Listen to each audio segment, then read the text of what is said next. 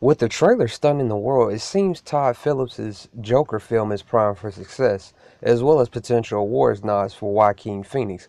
Joaquin, without a shadow of a doubt, is one of the finest actors of this generation, and now we will really get to see him transform into one of the most popular villains ever on the big screen come this October. Aside from my gripes with WB, hashtag release the Snyder Cut, I still have to give them props for greenlighting this film and going along with it. If this trailer was any indication, then we are definitely in for something incredible. Big props to Joaquin Phoenix for losing a significant portion of weight, as well as his almost too good to not be Joker laugh that was on display in the trailer as well. The film is reportedly set to take place in the 80s and will feature Bruce Wayne, just not as his alter ego, which is fine considering that the movie is about Joker, as evidenced by the title. After all, why would a movie titled Joker need Batman swooping in and telling the Joker how ugly he is deep down? But anyway, in regards to Joker, not only will it boast the R rating, but the lower budget will definitely spell success for Joker in terms of box office returns. Joker doesn't look like a typical comic book movie slash superhero film, and I don't think that was ever meant to be treated as such. The emphasis on laughter, smiling, and quote-unquote bringing joy, hence the tagline, I used to think my life was a tragedy, but now I realize it's a comedy, combined with certain scenes in the trailer, tell me that there's going to be more to the movie than meets the eye. Todd Phillips has already said, for example, that most of what has been said about the movie hasn't been entirely accurate, and this is not a surprise. As I've said in the past, it seems that if you have a blue check or a mass following, then your words must certainly be all truths, no falsehoods. The cinematic and atmospheric vibe that the trailer gives off as a whole really captured my attention, as well as the star-studded cast, along with the camera still making certain that your attention is focused on Arthur Fleck.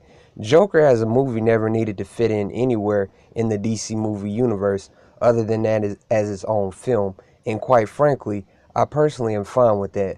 Joaquin Phoenix isn't a multiple contract for a universe kind of guy, and at the very least, Jared Leto could return in the future and get a chance to better shine as Joker with less jiggity strip club reshoots. Joker could end up being one of the best DC movies and add to a legacy of DC films.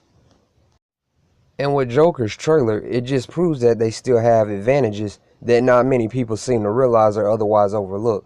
The variation in tones and numerous character library that isn't limited to a competitive studio that can't be bought out or isn't part of the package is something DC movies as a whole can thrive on, along with the Snyder Cut of Justice League. I also need to take a few moments to give a hand to the consistent bitchity bitches on Twitter and elsewhere who just had to find a way to complain in some way or another about the trailer. There is literally no dumber complaint than that which consists of statements like, "this is too scary," or like Benjamin Spears on Twitter that said people see movies for entertainment and the key to success of Marvel movies is because they're fun. Benjamin Spears, if you're listening to this, please listen carefully and slowly. Not every fucking movie needs to be about fun or mindless entertainment. What works for the MCU has worked for years and will likely not change. The only difference is that there is a growing increase of audience members who are recognizing that the fun CU is becoming complacent and not going outside of the norm. Something that has been interesting about DC, even in regards to their comics, is the variety. And now going forward, this is evidenced by the films. Joker doesn't need to be a fun film, because why the hell should a Joker film be about fun in the first place? But this is ultimately the consequence of having an industry dominated by primarily MCU movies that, aside from the used to be Marvel Netflix shows that quietly got dusted by Mickey with the yellow shoes Thanos, don't dare go out of their typical norm aside from a rare few exceptions. You have individuals who think that all superhero films and comic book movies, or in this case, a film based on an iconic villain from a popular comic, should all have the same style and tone.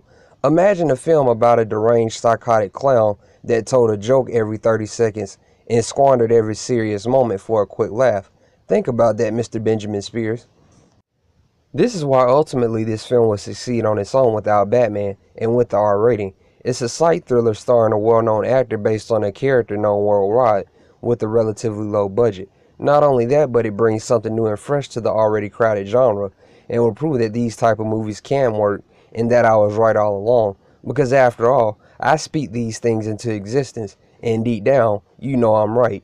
Anyways, Joker starring Joaquin Phoenix will hit theaters October 4th. You guys subscribe, like, and comment, and have a blessed day.